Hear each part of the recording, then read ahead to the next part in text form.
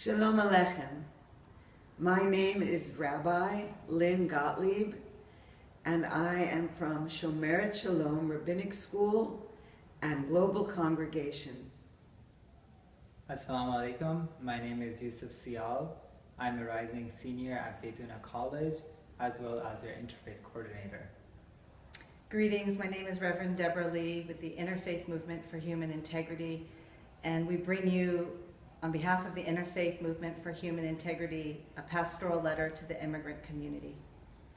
Dear immigrant community, grandparents, moms and dads, brothers and sisters, youth and children, we're sending you this letter in light of last week's disappointing news from the Supreme Court, which prevents DAPA and expanded DACA from moving forward.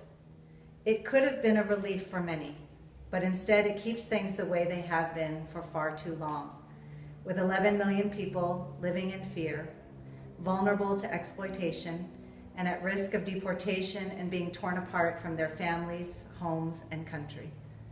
We have waited expectantly for many months, only to receive such a disheartening decision. This is yet another blow on top of the worsening hate speech and actions against immigrants every day in our country.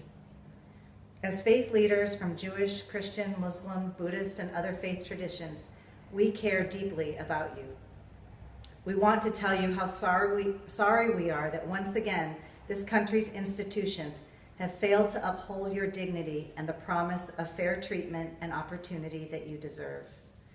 We know that this is yet another letdown and rejection from this country, to whom you give so much on a daily basis. The work you do to keep this country running, the families and beautiful children you raise here, the rich contributions to the communal and cultural life of this country. Rejection hurts. We understand why you may feel sorrow, frustration, anger, and very tired. We can see it in your faces, hear it in your voices. Take comfort in these words from the Christian tradition. We are hard-pressed on every side, but not crushed, perplexed, but not in despair, persecuted, but not abandoned, struck down, but not destroyed. Therefore, we do not lose heart.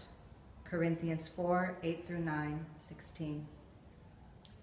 Many of you have been fighting for a just and compassionate immigration reform for a very long time.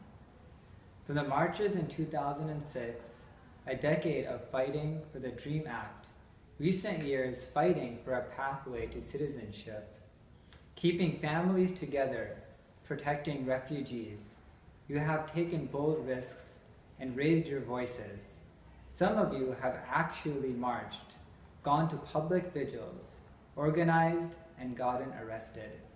Others of you, in quiet ways, have been waiting, hoping, and praying. We know how much you love and care about your families, friends, and loved ones. You have worked hard to put food on the table and fight for basic rights and dignity that all people in this country deserve. In this difficult moment, we want you to know that we love you. We see you as a blessing. You belong here. We want to remind you that you are sacred and loved by God, that your dignity, your worth, your value is intrinsic and innate, and no one can take that away from you. We know it is hard to feel brave and hopeful in this moment. Although the ruling may stir up feelings of fear, let us not let fear and hardship overcome us. May you find comfort in the teachings from the Muslim tradition, where God tells us in chapter 94, verse 6, "Verily, with hardship there is relief." The Prophet Muhammad explained that with each setback, with each obstacle we are faced with, there is relief sent by God. We understand that no obstacle, no hardship is placed in our path without our ability to overcome it. Let us draw forth courage and strength, knowing confidently that we are cradled in the arms of the Sacred One.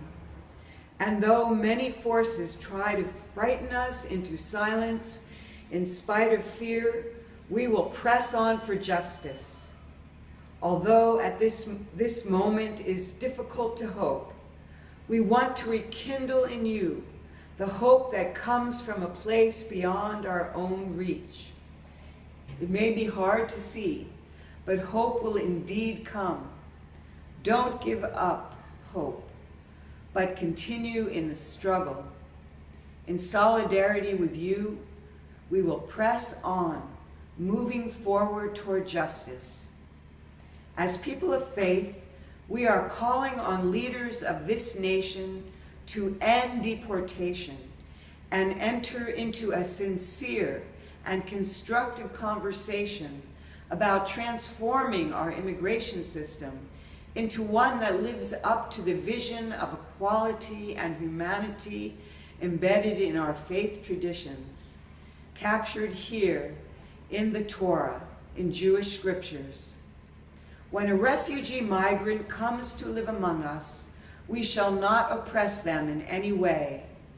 The refugee migrant that lives among us and the indigenous people that we live among, we shall treat as persons with full citizenship and grant and actively protect the full rights and privileges we enjoy as citizens.